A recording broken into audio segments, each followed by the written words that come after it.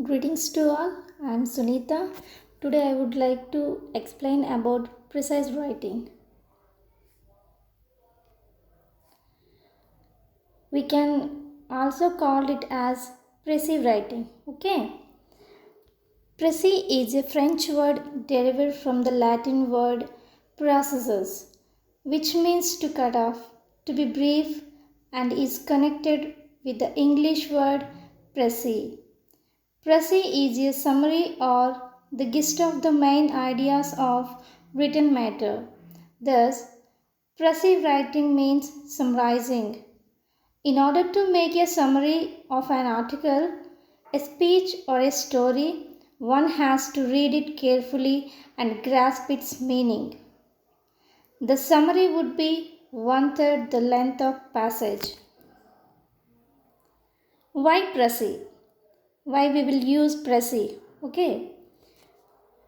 The primary object of précis writing is to present facts and information, to spend time reading unnecessary details. Generally, lawyers, journalists, students, etc. need to apply the art of précis writing regularly in their day-to-day activities. Lawyers have to summarize the main points of their cases. Editors and reporters have to summarize news and speeches. Students have to make notes from lectures and textbooks.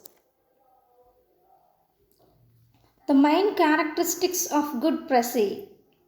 A good précis is not only list of the main ideas of a passage. The ideas are to be organized and expressed in a logical sequence so that the précis reads like an original piece of composition.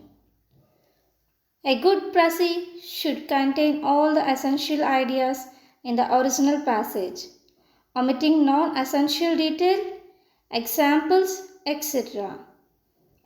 The ideas should be as far as possible in the same order as in the original. We should remember that in a précis one should not add anything that the original passage did not contain. The language of précis should be clear, brief and précis, maintaining at the same time the style and spirit of the original. A précis should be written in indirect speech. A good précis should, as far as possible, be in the writer's own words. It should not exceed or fall short of the length prescribed by too large a margin. Usually, the limit set for a précis is one-third in the length of the original. Methods of writing précis.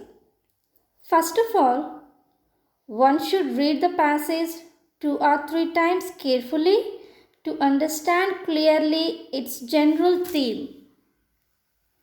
Secondly, it is necessary to write down the main points of the passage by picking out the essential ideas and leaving out the unimportant details.